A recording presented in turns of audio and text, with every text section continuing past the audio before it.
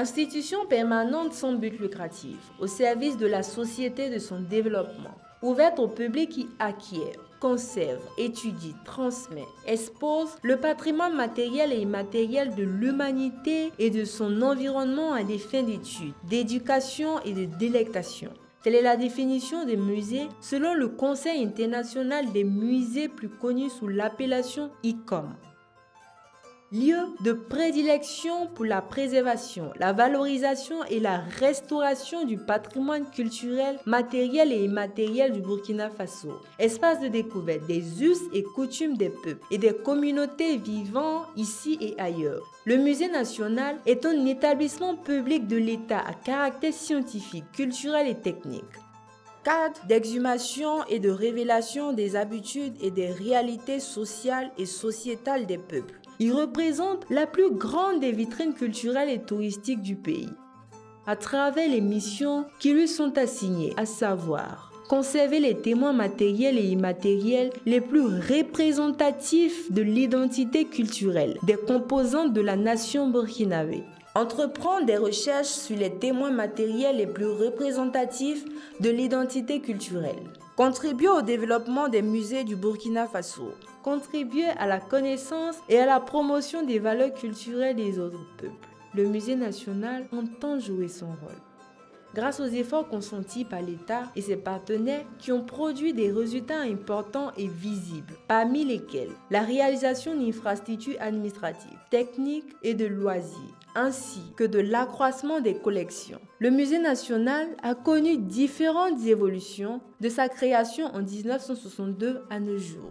Ces collections, estimées à plus de 12 000 objets, sont essentiellement ethnographiques et archéologiques. Les objets sont collectés auprès des différentes communautés que compte le pays et conservés dans une réserve où ils sont inventoriés, traités et utilisés pour des expositions temporaires au profit de publics cibles diversifiés.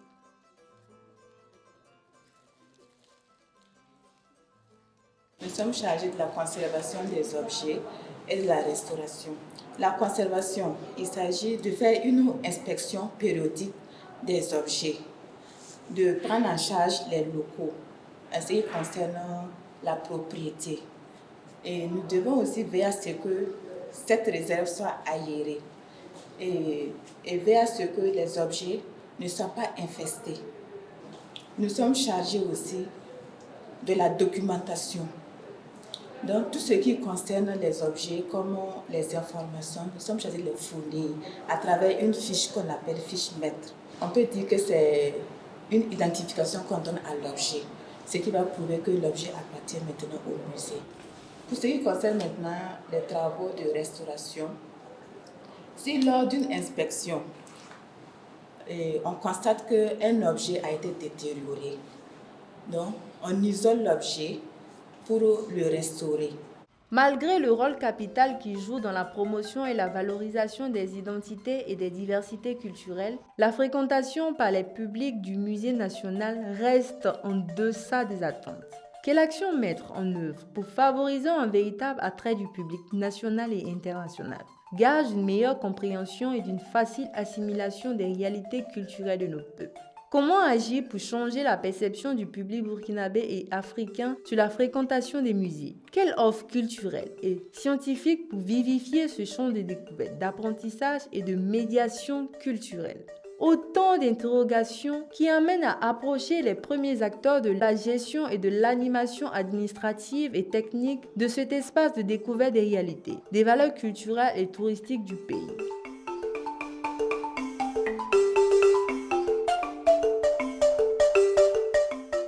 Pour en venir à la dynamisation de l'activité muséale au Burkina Faso, il faut d'abord savoir poser le diagnostic et le bon diagnostic.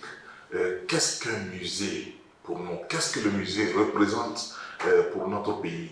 Nous savons tous que le musée, avant tout, est une institution permanente, une institution qui est en charge la mémoire collective, une institution qui a une fonction sociale et historique.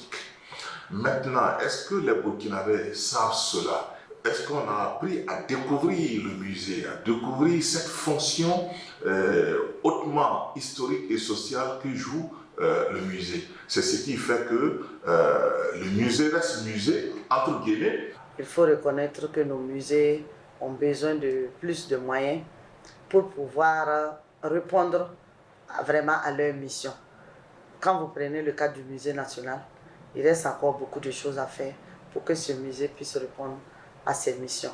Aujourd'hui, par exemple, nous n'avons pas de salle d'exposition permanente. C'est un problème.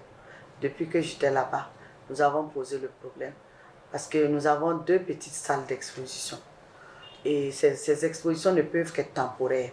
Et ces expositions ne nous permettent pas de montrer le maximum d'objets. Bon, j'ai quitté le musée il y a quelques années, mais je sais qu'avant, en 2014-2015, nous étions autour de 13 000 objets.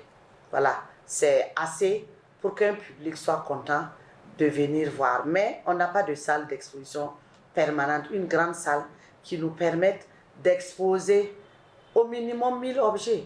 Nos salles ne peuvent prendre que maximum 100 objets, vous voyez. Donc tout ça, ça peut être un handicap.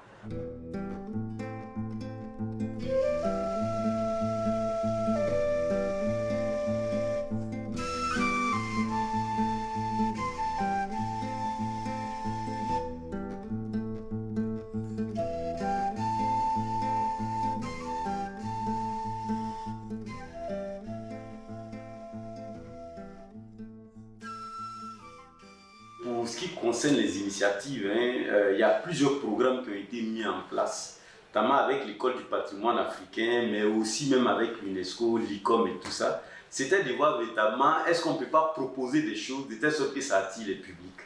Mais il y a un type de public auquel on s'intéresse le plus, notamment c'est ce public captif des élèves qu'on draine au musée. Voilà, dans le cadre par exemple des activités pédagogiques ou bien des activités d'éveil culturel et tout ça. Je reste convaincu, et on le dit chaque fois, ça devient un peu comme un concept des professionnels du musée, qu'il faut rendre les musées africains vivants. Parce que la façon dont l'approche qu'on a, la façon dont on présente les objets, ça n'encourage pas toujours les visiteurs locaux non à y aller. Qu'est-ce que les publics africains attendent des musées? Qu'est-ce qu'ils viennent, ils pensent venir trouver au musée? Quand on va résoudre cette question-là, je pense qu'on va arriver véritablement à les attirer de façon un peu plus augmentée dans ces équipements culturels-là. Le musée de la musique, en son temps, on avait pu organiser ce qu'on appelle la circulation des mallettes pédagogiques. Donc il s'agissait d'aller dans les écoles, organiser, réaliser des mini-expositions, voilà, un peu comme mettre de l'eau à la bouche des gens pour qu'eux-mêmes ils viennent. Mais la dynamique n'a pas perduré parce qu'on avait quand même reçu un appui. Voilà, dans le cadre d'un appel à projet de l'EPA, l'École du patrimoine africain, mais on a senti qu'il y a eu une hausse sensible du nombre de visiteurs. L'autre point que je prends, l'autre exemple, ce sont ces expositions dites majeures là, au niveau du musée national. Parce qu'on a décidé qu'on va permettre aux populations, aux communautés elles-mêmes de s'exposer. Voilà, qu'elles-mêmes elles viennent montrer ce qu'elles pensent qu'elles sont au public. Et ça a fait vraiment tache d'huile, puisqu'en réalité, ils sont arrivés, les gens sont arrivés non seulement à aider avec les techniciens du musée à organiser des expositions, mais en plus à eux-mêmes travailler à faire venir des publics. Donc on a vu des hausses assez exponentielles du nombre de visiteurs et pendant des mois, le musée ne désemplissait pas. Moi, je pense que c'était quand même une des voies pour permettre au public de pouvoir venir véritablement visiter le musée. Depuis l'année passée, nous sommes mis en équipe pour rédiger un plan stratégique de développement du musée national. Et le plan est assorti d'un plan d'action triennal. Et c'est à partir de 2021 que nous allons commencer à dérouler ce plan d'action. Sinon, nous avons une vision. Et notre vision, c'est qu'à l'horizon 2026, que le musée national soit une institution de référence capable d'offrir des services de qualité à toute la population burkinabé.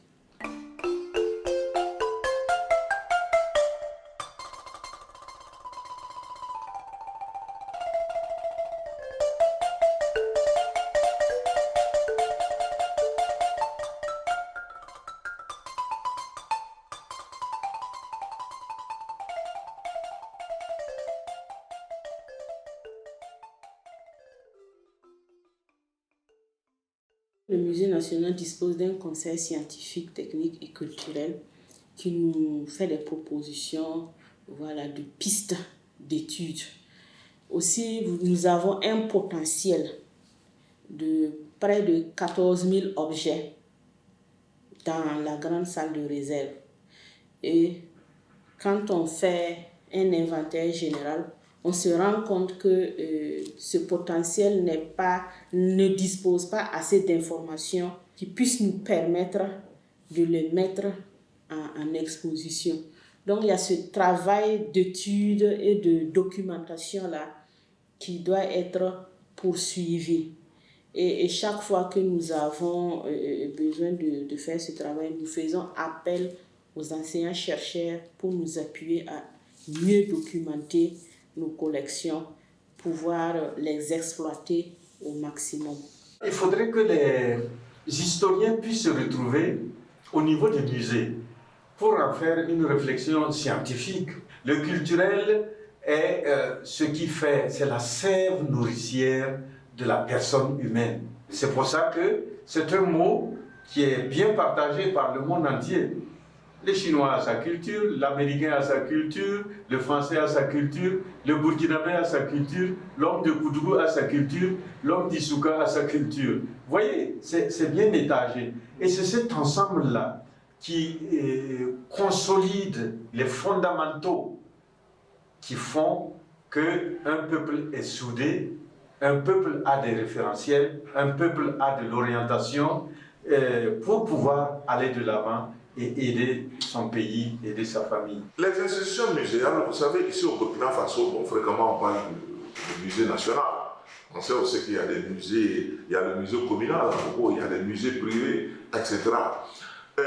L'offre scientifique, quand on prend par exemple le musée de Manéga, vous savez que c'est un lieu non seulement hautement traditionnel, sacré, mais aussi scientifique parce que Passerelle a fait un travail remarquable sur le musée de Manéga qui est très documenté.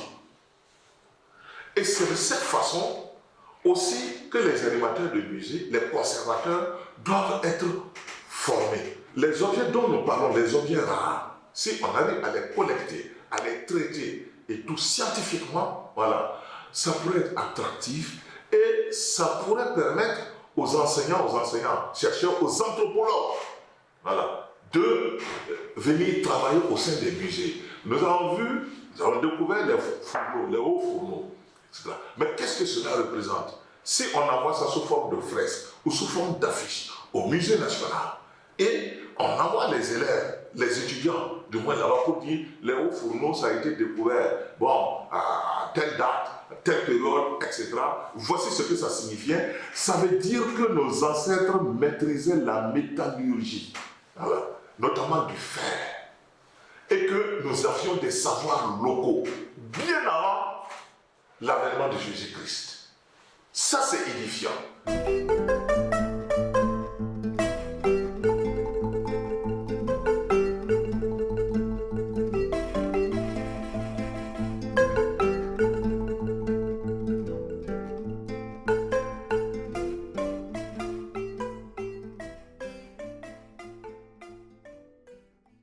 On n'est pas à la queue du peloton pour ce qui concerne l'utilisation de Facebook. Vous voyez, ça c'est une technologie, c'est vrai, qui n'est pas, qu'est-ce que j'allais dire, qui des fois a ses dérapages, mais qui a aussi ses qualités.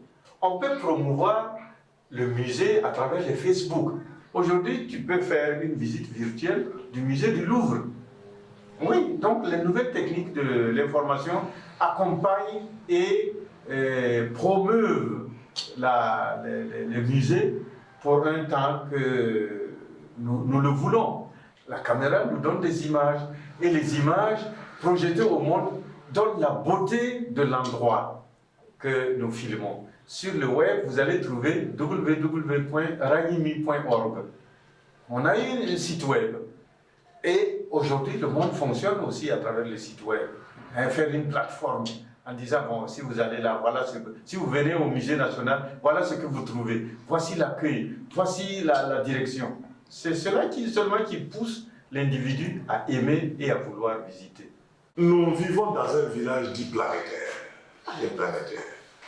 Aujourd'hui, ce qu'on découvre, tout à l'heure, on parlait de hauts fourneaux. On découvre aujourd'hui, on met sur les réseaux sociaux, tout le monde entier est au courant. Donc, naturellement, le musée national doit s'équiper d'outils de sorte à assurer sa visibilité. Et au niveau national, au niveau sous-régional, au niveau régional, au niveau continental et au niveau international. Donc, pour dire qu'il faut davantage mettre les moyens, non seulement pour la visibilité, à travers ces réseaux sociaux dont vous parlez, à travers une plateforme, à travers un portail, musée national du Burkina Faso ou musée du Burkina, puisqu'il y en a plusieurs, un vrai portail. Voilà. En un seul clic, c'est pas compliqué. On a le Burkina Faso qui s'offre à vous. Et c'est de cette façon que le Kenya a pu promouvoir le tourisme. Le Kenya a dit, en un seul flash, vous avez tout le Kenya. Vous avez les éléphants, vous avez les girafes, vous avez les caïmans. Tout le Kenya s'offre à vous en un seul flash de photos. Donc, en un seul clic, que tout le portail du Burkina Faso puisse s'ouvrir à travers nos musées.